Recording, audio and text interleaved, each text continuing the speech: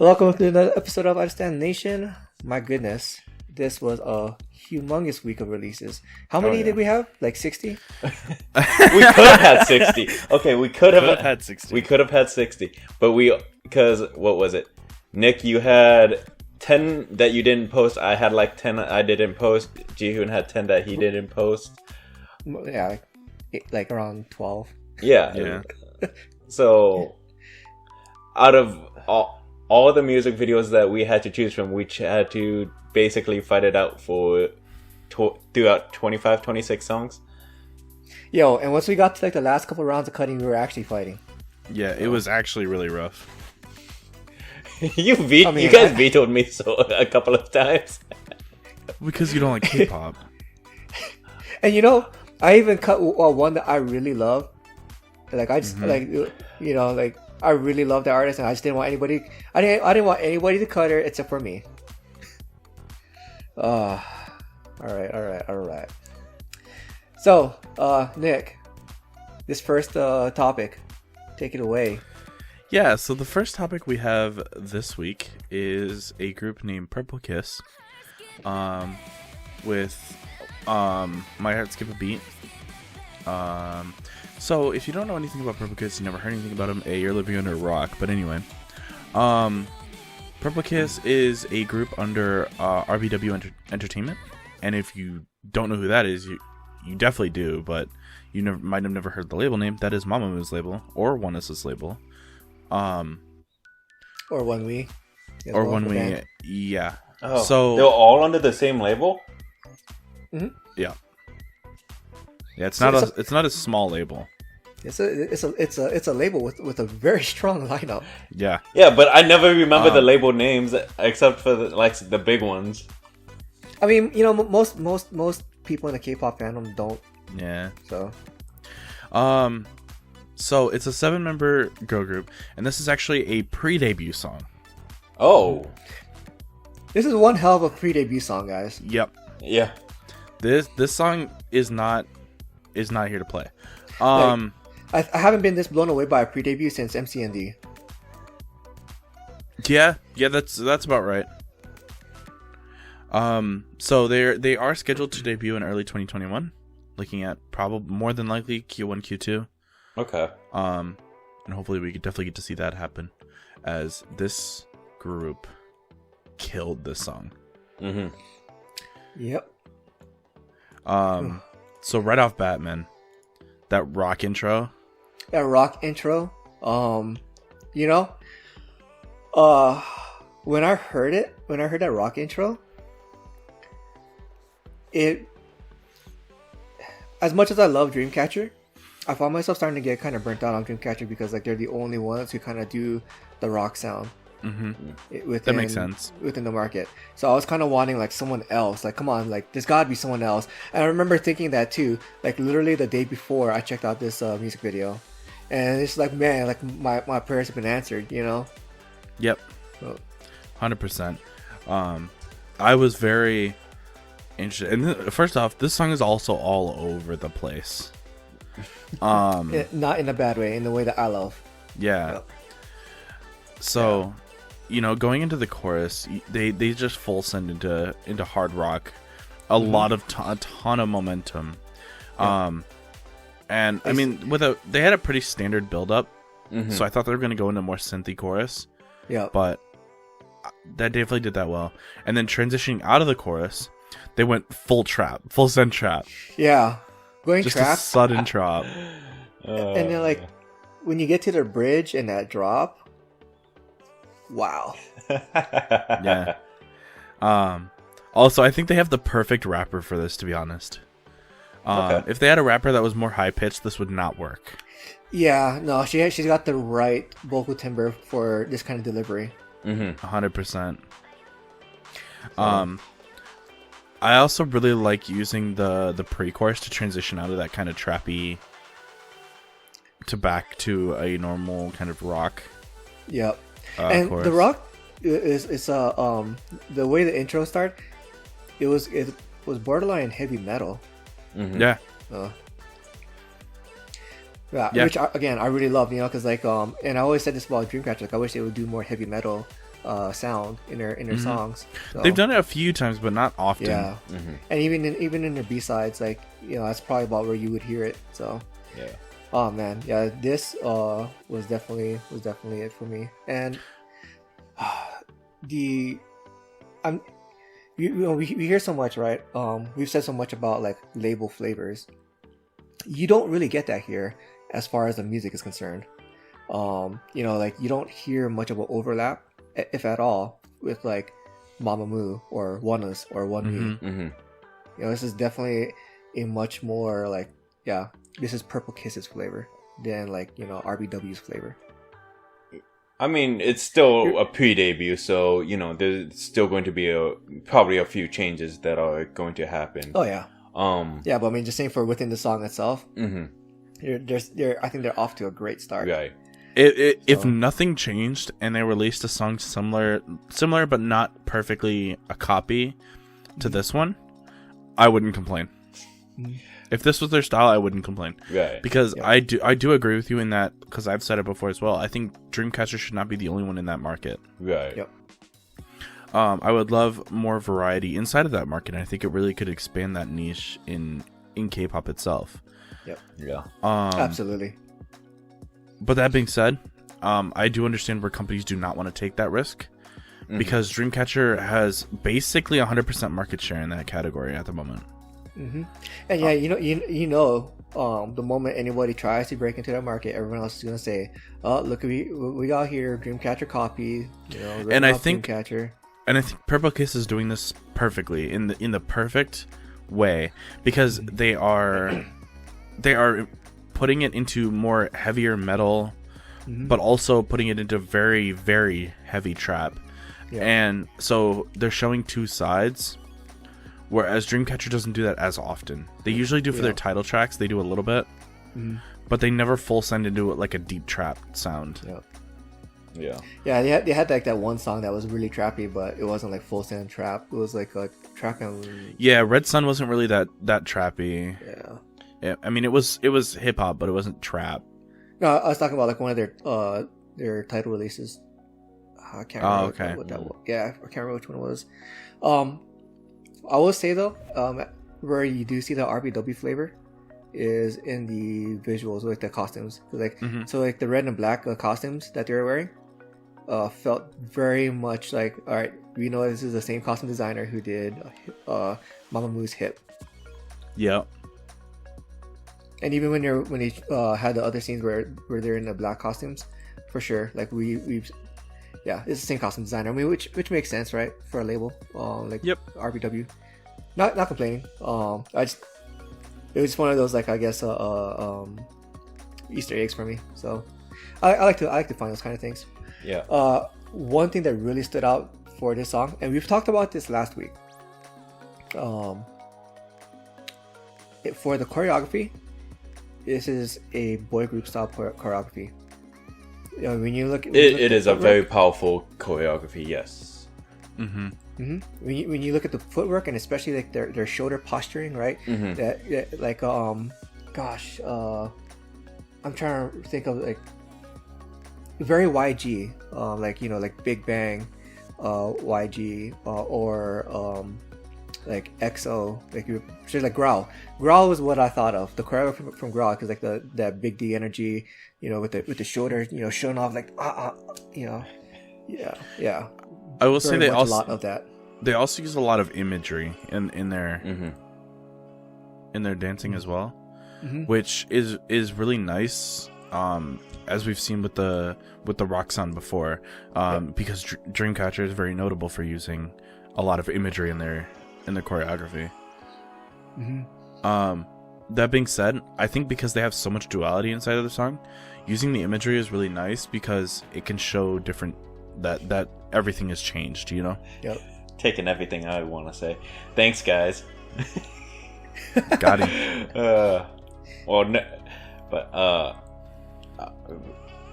I mean, for me, when it comes to like, because this isn't like a full-on MV, this is a performance music video. So at least the one that we watched, if they actually provide an actual MV, I'd actually really hope to see what they can do as an MV.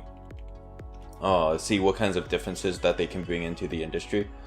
But the dance definitely does show a more powerful, more something that you would see with kind of like Mamamoo, kind of like a boy group style. Yeah, because I was gonna say I did forget about that. Mamamoo's Moonbyul. Mm-hmm. We've seen her do a lot of her dances of a similar style. Yep. Mm-hmm. And then using that the chain as part of the dance, using props as part of the dance, I found really impressive. And something else is like, this was a heavy ballad week too. Like, man, yeah. So getting this was a nice change of pace. It was like, all right, I've been feeling emotional thanks to all these ballads. Like, this was a nice break from all those ballads. And I'm not saying the ballads were bad. It's just, I can only feel so much emotions in one week. Yeah. I need something uplifting. But yeah. Yep. Whoever was the team that was with the makeup artists for these members, the coordinators, all of them, they did such an amazing job to display the potential for this group. And it really shows like the investment that RBW wants to invest into this group. So honestly, they're being set up for success with how they're doing it. Oh yeah. And what was it, like, because they're a younger sister group to Mamamoo, like, Mamamoo's gonna support them, and that their fandom's gonna check them out. So all Hwasa has to do is just put out like a tweet or something like, hey, check out our younger sister group, you're so proud of them, right? And you just get flooded with like views. True. You've seen that happen before with other groups, so yeah. I also wonder if they're going to take on a little bit of because obviously they're going to probably work closely with Mamamoo as well. Oh man, I wonder if they're also going to take on some of Mamamoo's personality. I'd be totally okay with that. Same. The chaos. Yes. Yeah, I mean, as much as Mamamoo is like radiates chaotic energy, there's not enough of that in K-pop. Oh yeah, the Beagles. Oh yes, I love it. I'm so looking forward to it. Should we move on to the next artist before we just start talking about the potential of Purple Kiss and their chaotic energy? Sure. All right. So the next one we got is Det. So Det is the he provides the music, and he does a lot of collabs with other artists who will provide the vocals for the songs, just like with the Junkie. Right, Junkie will make the music, other artists provide the vocals. Okay. So here, we have How Could You, and features Nason and Eamon, who provide the vocals here. Eamon's the female vocalist, Nason's the male vocalist, and are you guys surprised that someone like me posted a song like this? No. So very R&B, some soul in there. There's a lot of soul in there. A lot of soul. I love it. So Nick, let's go ahead and take it away. So like June said, there's a lot of soul, R&B, a little bit of funk, and naturally, of course, I love it. I'm probably one of my favorite genres is R&B soul. If not my favorite genre. And so whenever I hear something like this, like, one thing I love about it is that, like, you could play it in the background and just like tune it out almost. You could be actively listening to it like we do. It can calm me down. Like, there's so many things that this song can do in so many different environments. But also on top of that, soul is a genre where you could have very open or a very closed soundstage. like we talked about before. Mm-hmm. Yep. So it could feel like it's on a stage, or it could feel like they're singing in your room, you know? Right. Yep. And so just with how different you can make the genre, like, it's really nice to hear, because, like, even though it all kind of falls under the same genre, it's never all the same. Mm-hmm. Yep. So that, like, when I say this song, I've never heard anything like this song before. I genuinely mean it. Mm-hmm. This song kind of... So for me, when I was listening to it, I was like, this makes me want to grab some hot chocolate, turn on the fireplace, and just snuggle up in a warm blanket and just chill. Yeah, Absolutely. And you know, I love the vocals here. Oh yeah. You know, Nathan with his silky smooth deliveries, right? And just the way he just kind of pushes into like those like breathy highs. Mm-hmm. Like, it is just, I don't know, it's such an emotionally engaging song for me, you know. And just like you said, right, it's a very calming song. Mm-hmm. So it, no matter what mood I'm in, this is a song that's gonna grab me emotionally and calm me down. Mm-hmm. You know, if I'm angry about something, if I'm irritated about something, all I gotta do is just put this song on, and I'm good.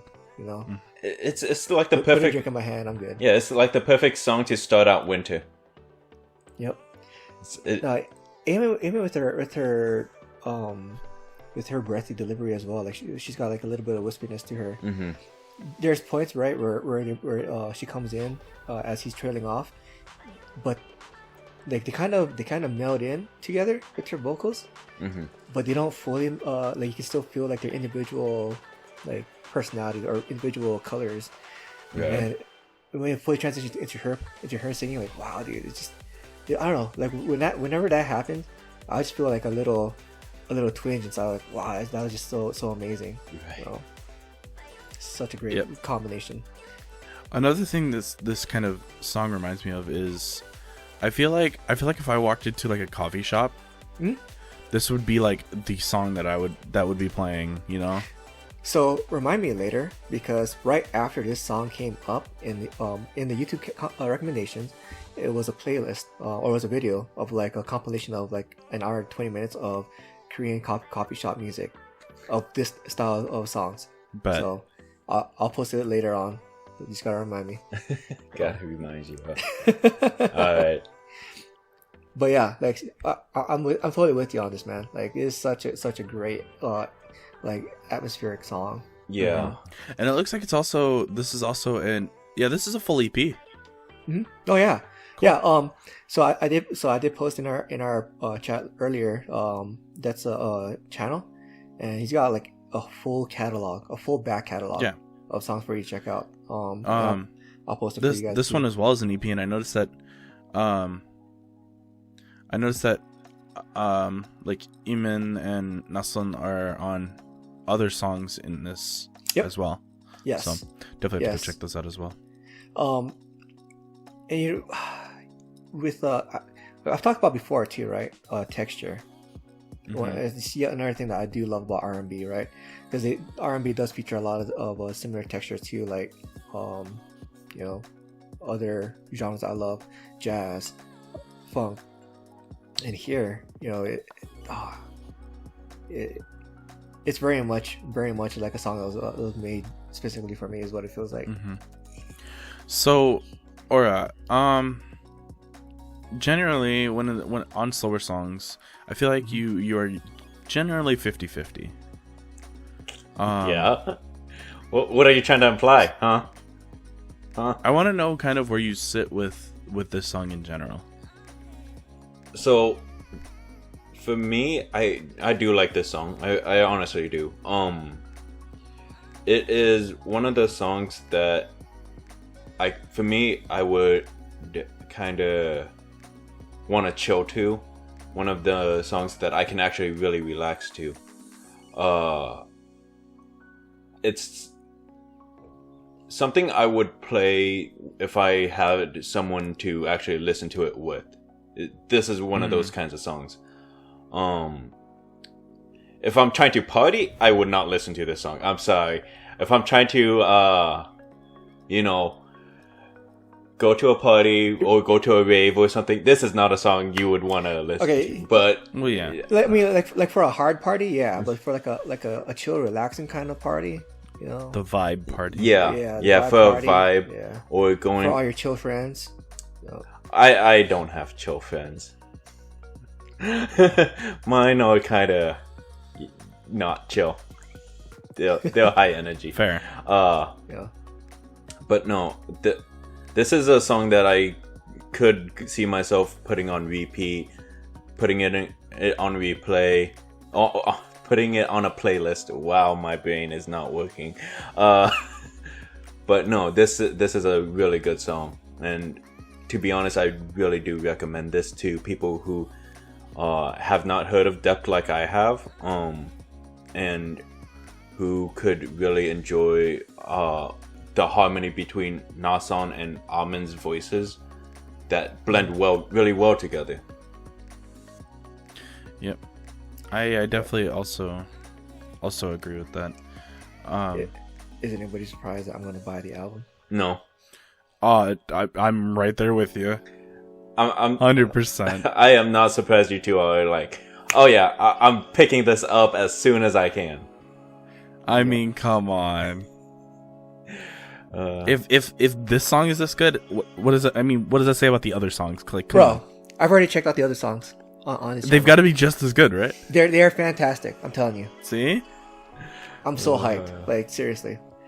Oh man, like you know, I had to fight the urge to like not post the rest of the stuff that he posted this week into our channel because I just didn't want to like bombard. Like, we already had a whole bunch of stuff. We have an episode on Depth. Yeah. Oh man. So yeah, you guys ready to move it on? Yeah, let's go. All right, Aura, bring it in. All right, so as everyone knows, the three of us, we are very much big fans of H&D.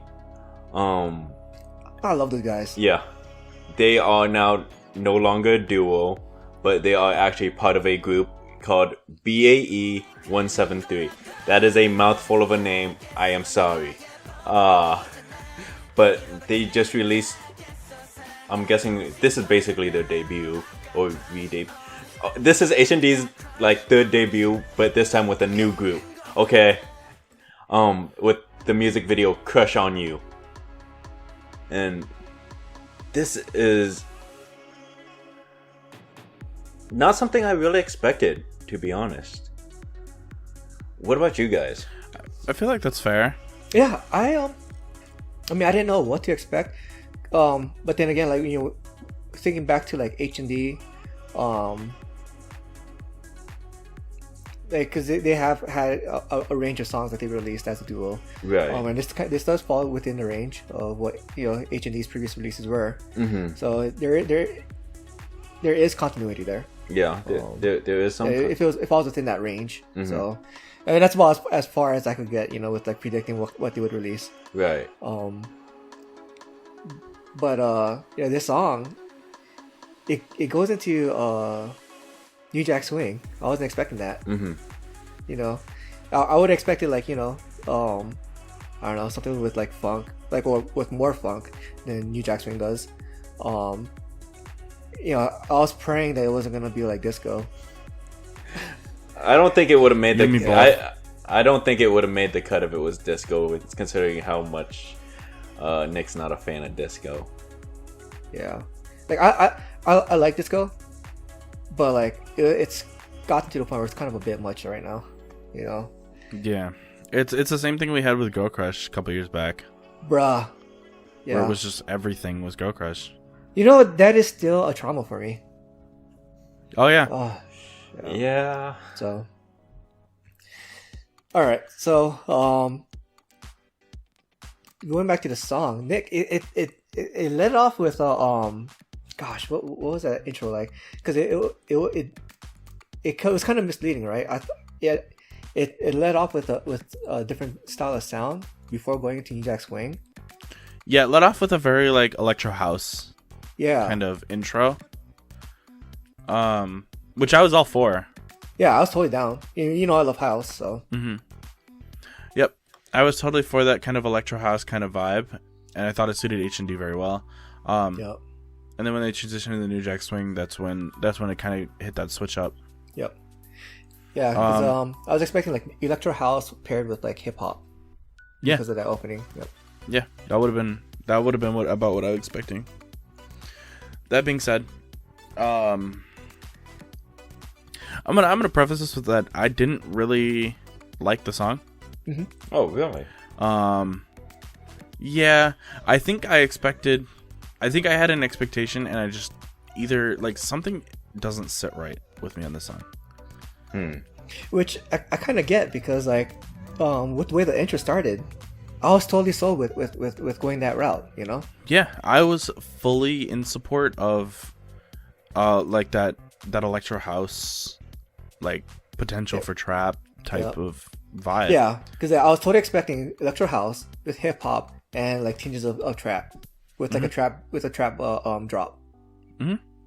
That's and I think that intro was very misleading, and I don't think it was a great play.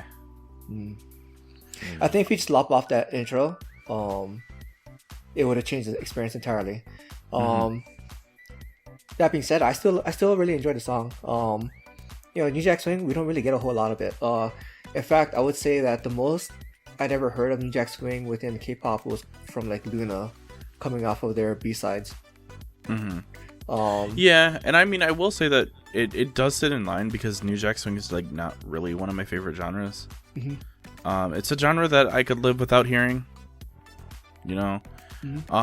So it's like, as far as that goes, I think that's partly where the song is not sitting with me. Right. That being said, I do see how this is very appealing, especially for the current nature win, because New Jack Swing shares a lot of similarities with disco. Yep. Because they have the same roots. They come from the same roots. Right. So like they have a lot of similarities with disco, and so that makes a lot of sense. And so also, it's a way of like them saying like, we're not doing disco, we're not conforming, but we're also want to leave ourselves open to doing disco. Right. And New Jack Swing has a also has roots with coming from hip hop as well. So it would also slot in with people who enjoy hip hop but also enjoy pop. So yeah, it's kind of like a popified hip hop with tinges of funk. So. But yeah, I know this is a debut, and so I hope they'll definitely grow it. But I feel like the group also needs to mesh a little more. It felt a little, I don't know how to put it. It felt a little stiff. I mean, rough around the edges. Yeah, I mean, you're right. It is very much a debut. Doyeon and Hangul, they've been together for a while. Right. They've worked. So those two, like, you can very much. They're fine. Yeah, they're fine. Yeah. But now that they've got to basically re-debut again and incorporate themselves in a brand new group, and I don't know how long that this entire group has really kind of been together. But they've got to basically start working together with people who are very much well known, who have already built up a brand for themselves. So trying to incorporate people who don't really have a built up brand with people who have built up a brand could kind of cause an issue. But yeah. I will say though, one thing I really, really appreciate is they could have just as easily have gone with, Hangul and Doyeon and company. Or have those two front and center, very omnipresent throughout the music video, but they didn't. Right. They I think they did a lot more balancing with the other members. Yeah. I really appreciate that. Again, it's a group, right? So yeah. If anything, Hangul and Doyeon were showed less.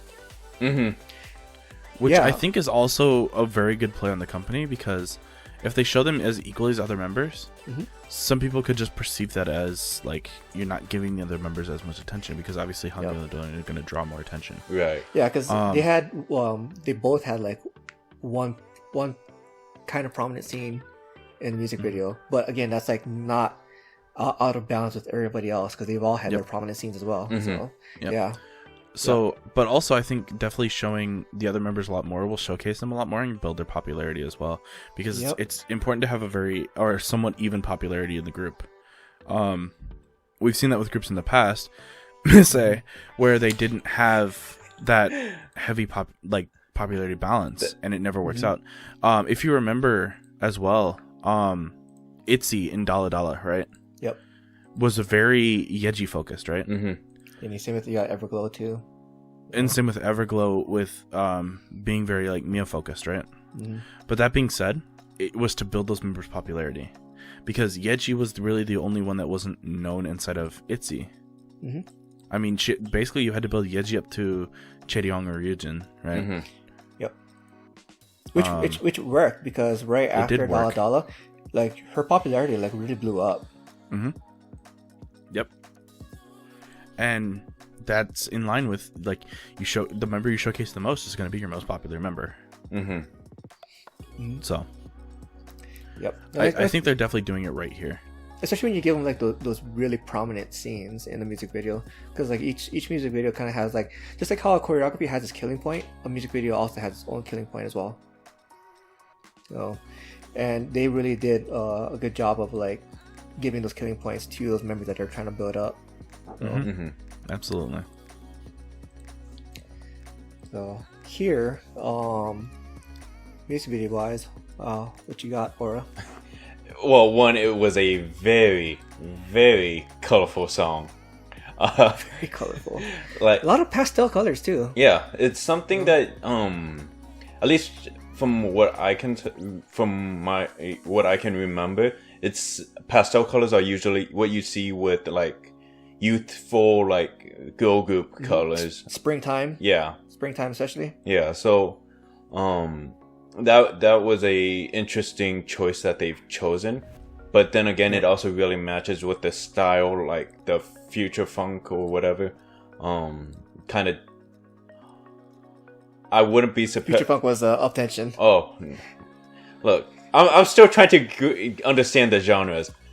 It's something funk, okay? That's all I understand. Something funk. New Jack Swing, which it does have funk. So I mean, you're not really far off. So. Yeah. You know, speaking of like the youthful kind of fresh feel, I think that was another thing that I really appreciate about this as well, because you know we've talked about this before, right? With boy groups, being so generally linear of like, yeah, we'll go either aggressive or like really aggressive or like really really aggressive, right? With like, you know, displaying that big D energy and then a lot of posturing and like borderlining overconfidence, you know, right here. You know, it's just more like, you know, youthful, fresh. Right. We're here to have fun. I mean, because they could have gone with the X1 Flash kind of style with the whole electro pop, kind of like power kind of style, but they didn't. They went with a fresher, more energetic, youthful kind of style, especially with their color choices. And it's not one of them like desire kind of love. It's kind of like the puppy love kind of love. When you're kind of like more innocent. Yeah, and that's something you very much see in girl group songs, where it's more of an innocent love. That's why they chose pastel. That's why they usually choose pastel, which is associated with young and puppy love. Because like the only other boy group that has done like kind of more lighthearted concepts like this was like Pentagon, and then AB6 also had that one as well, but then that was like also like a kind of a one-off for AB6, wasn't it? So I really appreciate this. I you know, and again, it's our boys, man. We're like we love our, we love these guys. We're also emotionally invested in them through Project X 101, so we'll continue supporting them. So, is it time to move it on, guys? I think it is. All right. Well, Nick, you want to take the honor with this one? Sure. Because I mean, so, you and I both fought to keep it on. True. So. All right. So this is Saran with the song "The Door." featuring Car the Garden. Yeah. And man, speaking of soul R&B, like this is just full send. Everything about this just screams like soul R&B. Yeah, and this one feels a bit more on R&B style with the vocalization, whereas with that was much more soul on the vocal style, right? So. 100%. Especially with the lengthening of vowels, right? Or lengthening of vowels at the end of the sentence. Like extending those vowels, yeah. Oh man, it's a very R&B kind of style. But also, and same with the rhythmicness to it. Like they're much more rhythmic in their deliveries. So. Yep, 100%. I think we lost Aura. Yep, we sure did. Unlucky. So definitely think that one big thing that helps this song as well is that drum line, keeping that momentum, because it's really hard when you extend the end of your vowels like that. It's really hard to keep momentum because you're slowing down. Yeah. But I thought that kind of helped with the function of kind of keeping that momentum up as well, right? Because like it's going in line with the beat. It is, but it can also end up slowing it down because what the average listener will hear is the singer slowing the song down, and then picking it back up abruptly.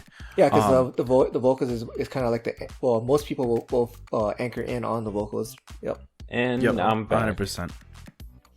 Yep. Welcome back. Yeah, 100%. Aside from that, also Saran, her vocal timbre.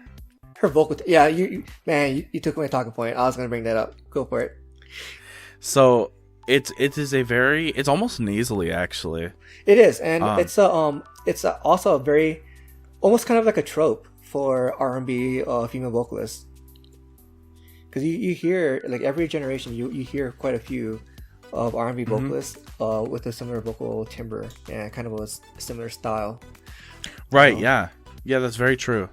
And even when you listen to them, it's a vocal timbre that doesn't get old. Oh no. In fact, no generation of R&B will ever feel complete without that style, I would say. Yeah, I definitely agree. You hear it a lot as well today. A big proponent of R&B, kind of that nasally kind of vocal timbre, as well in K-pop, as well as BB. Yep. BB uses it quite a lot as well. Yep. And even in American R&B, geez, like when you go through the over the decades, you're going to hear a vocalist of the similar style, similar timbre. Yep. And that also gives it its somewhat old time kind of feel. Nostalgic. Yeah. Nostalgic feel. Yeah. It does give it a nostalgic feel. It could really make you reminisce as well. Yeah. So. And the song itself, it kind of has, it's almost kind of like a lullaby in its delivery, right? With this musical accompaniment. I would agree. Yeah. I mean, obviously, like a lullaby wouldn't have as like a hard hitting. Well, I won't say hard hitting, but like a strong little beat as this. So, I remember how I talked about before about how every like R&B soul song is different inside of the genre. Right. Yes. And this is a great example. Oh yeah. These two songs are not similar in the slightest. I mean, both of them have a male and female vocal, and that's about the extent of how similar they are. Everything from instrumentation to vocal style to vocal delivery is different. Oh yeah. Whereas the first one, I wanted to like hear it in a coffee shop. Yep. This one is much more. I want to listen to this in bed. Yep. That's exactly what I was gonna say. I want to listen to this like cuddled up in bed. I knew you were gonna say that too, because I was like, man, this is because like how can you not feel this way, right? Like they did it perfect, and especially with no, go ahead. And much like you said, how it's a lullaby. I feel like this is a great song as well to fall asleep to. Yeah, Whereas absolutely. the first song would be a bit of a challenge. And it's really helped too by the visuals, because like the visuals feel very dreamlike for the music video. Like it's all animated. It's very dreamy with the imagery. And there's a lot of like flowers and whatnot, because it's just so. It's almost like an Alice in Wonderland kind of feel, where you're kind of like the small kind of being, but then you see like doors, flowers, smoke. Smoke and clouds, butterflies, like a fairy. It's such a peaceful song. It is such a peaceful song. I love it. I definitely agree. Yep. So, instrumentation. We've got this very slow drum beat, right? Right. But then like the piano too. Like they have the piano going through there. It really kind of helps carry that momentum at times. When it was in, it's not, the piano's not present throughout the whole song, but man, at those points, that's where, when the piano came in, I feel like that's where it really started to feel like kind of like a lullaby. Yeah, I can definitely see that. Oh man, and I guess too, like I really love string instruments. I'm very biased towards string instruments in general. I know for you too, like cello. So cello is another instrument that I do love. Resisting urge to yell out what I want to say. It's not a big violin. I tried to resist the urge. Okay, I didn't say it. Okay. But I mean, that being said, I think definitely string instruments are a very big component to the acoustic feel of any song, but also the acoustic feel of R&B specifically. Oh yeah, absolutely. Definitely also having live instruments just upgrades that to a whole nother level. Bro, imagine like listening to the album like with the full quality. Yes, I have to have it. Yes, same.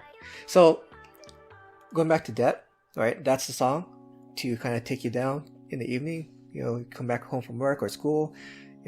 Sit on your couch.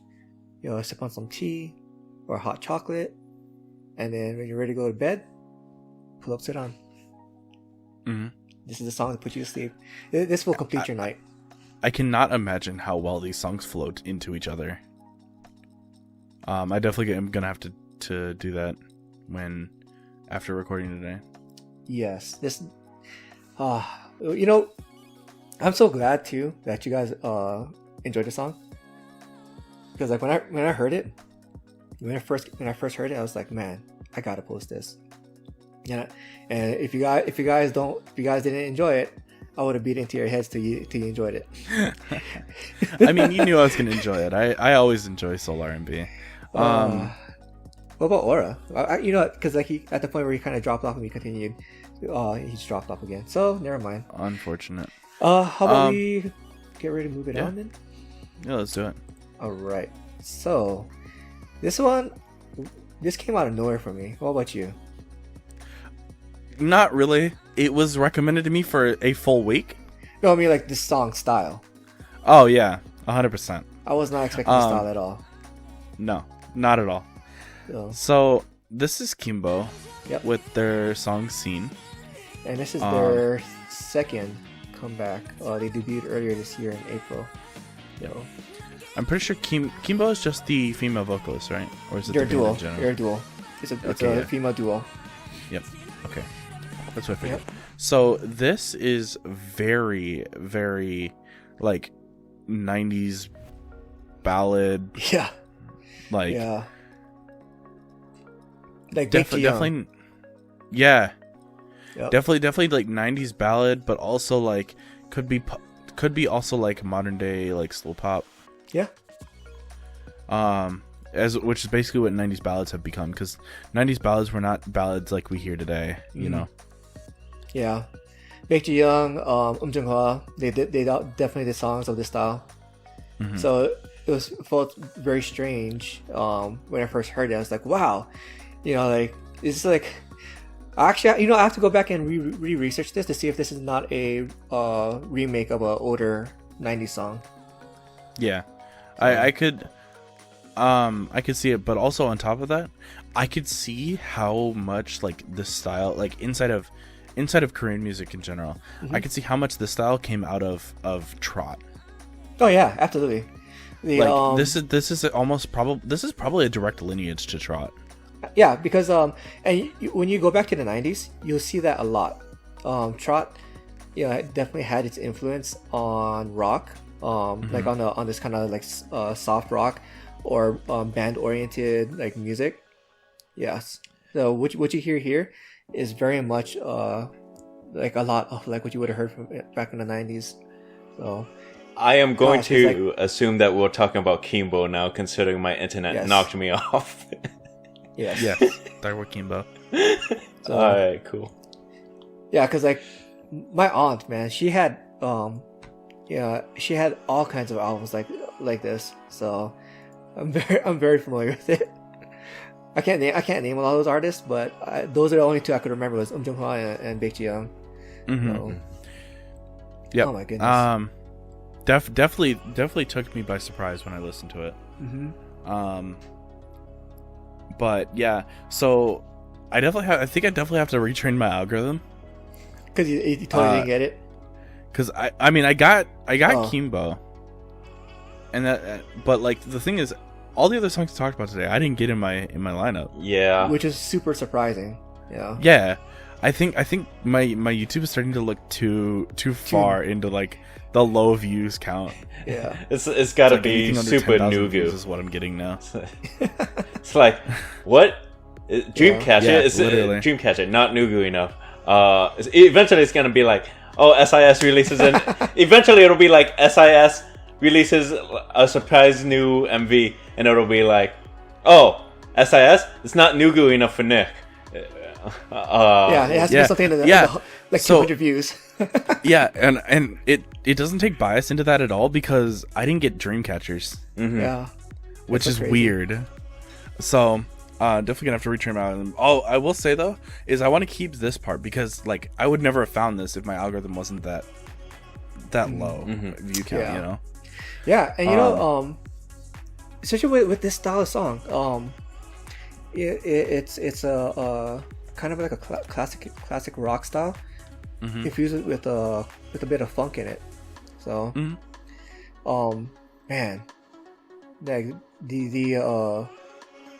the texture coming from that you get from the guitar, especially, it really helped the song kind of like feel alive for me. I really do love this kind of texture. So, and their vocals, that very passionate.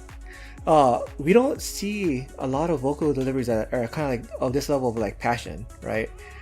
With within K-pop, at least not lately. It used to be kind of like the norm, like we talked about before. Going back to the '90s, early 2000s. So this is seeing them come back with this kind of almost retro style. Like it was very refreshing. They even had a little bit of like cry in there when they were singing.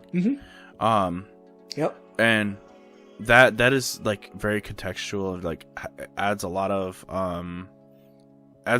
texture to the song as well. Yep. Also, I was surprised that they actually included somewhat of a rap in there. Yeah. I was like, that's not what I expected. Yeah. Which rap in K-pop, I want to say it was probably like around. It was probably a permanent part of K-pop of like modern K-pop from the very beginning. From what was it, like 95? Because by 1996, you saw like a lot of groups incorporate rap into their songs, and by like probably like 1999 or 2000, like it was the norm. Like every song will have rap in it. So I guess that kind of like further kind of dates where the song would fall, like probably like late 90s. Is where the song would probably fall. So yep. Oh man. So Aura, what'd you think? I liked it. So when I first saw it, because they kept on focusing on one of the two members, I thought it was a soloist for a while, and then I was like, it's a duo. Yeah, it took me a while to figure out it was a duo. It wasn't registering in my brain. I'm like, okay, so the mic is blocking like half of the face. Is she just like it? And it looks like he dropped again. So yep. All right. Well, one thing I did want to say too as well is like the energy. Right, it's a very high energy song. We talked about how emotional like their vocal delivery is, and it's usually in modern times it's kind of unusual to have this kind of emotionally engaging song paired with high energy music, which again, going back to the 90s, we did have quite a bit of that. So right, in modern context, like this song is probably like one of the most original releases that we've had in a while, especially this year. Especially this year. Yes. Yeah. Yes. Because we've really had the disco wave as well as the funk wave. The funk wave. Yep. It's been still, like the big characteristics. Yep. And we were still recovering from the girl crush wave as well. Yep. And right now we're kind of in an R&B slowdown. Yep. Leading into the ballad winter, of course. Yep. That's how many ballads we have drop on us this week alone. Yep. So, I think, definitely getting ready for a ballad boom. I mean, it's already upon us, considering how much has just dropped like this year. What was it? Because you took out like what 9 songs that were just all ballad, and even that we still had more. Yeah. I want to say probably like 9 that were just ballads, and then another 3 that were really overlapping. I think the other 3 were R&B soul. So yeah, buddy. All right. Well, it's time to get to the quick shots. Yeah, let's do it. I would say our MV of the week. Well, I think that's just a useless. It's useless to try and pick because we're not going to be able to pick one. I give up. I give up. Well, okay. I will say my MV of the week because I did have mine picked from the second I heard it. Purple Kiss. I knew it. I knew it. There's no way I could not. You should have seen my reaction. I was in awe that this was the concept they chose. Yeah. And I'm here for it. Yep. So, and for myself, I don't know, dude, between that and not just the one that I posted for that for this week, but also like the other stuff that he released this week. There was a whole bunch of others. I think there was like 4 songs that he released this week, but I didn't post them all. I didn't want to like overwhelm you guys. But like between Det, Sudan, and Lucia, which I cut, it was just so many amazing songs from this week. I can't pick one. I guess like the closest to me picking one would be like, just Det and Lucia and Cheese and Sudan and oh boy, I'll just stop there. So, or you got your pick of the week? I do. Just to be sure, you can hear me, right?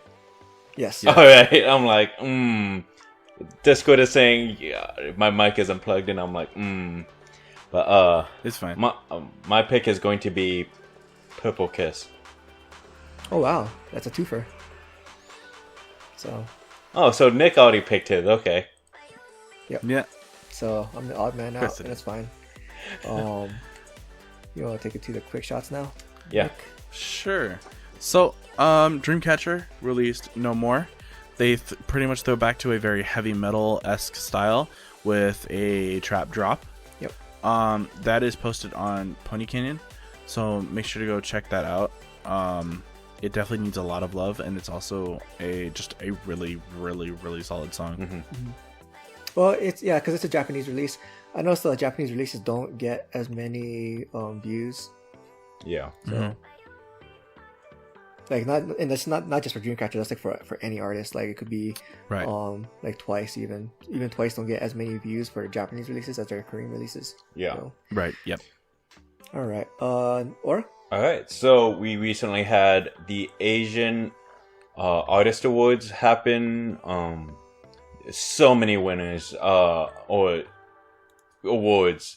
We had BTS, we had Twice, we had ITZY, we had Alexa, we had just so many. And congrats to all the artists they've all worked so hard, and actually they all deserve like all the praise that they get.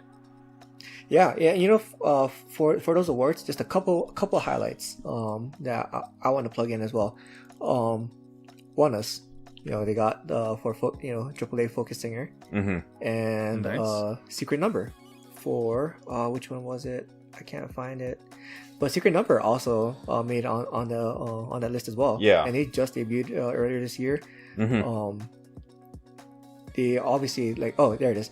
Best New Artist for singers. So, wow. Yeah, Secret Number.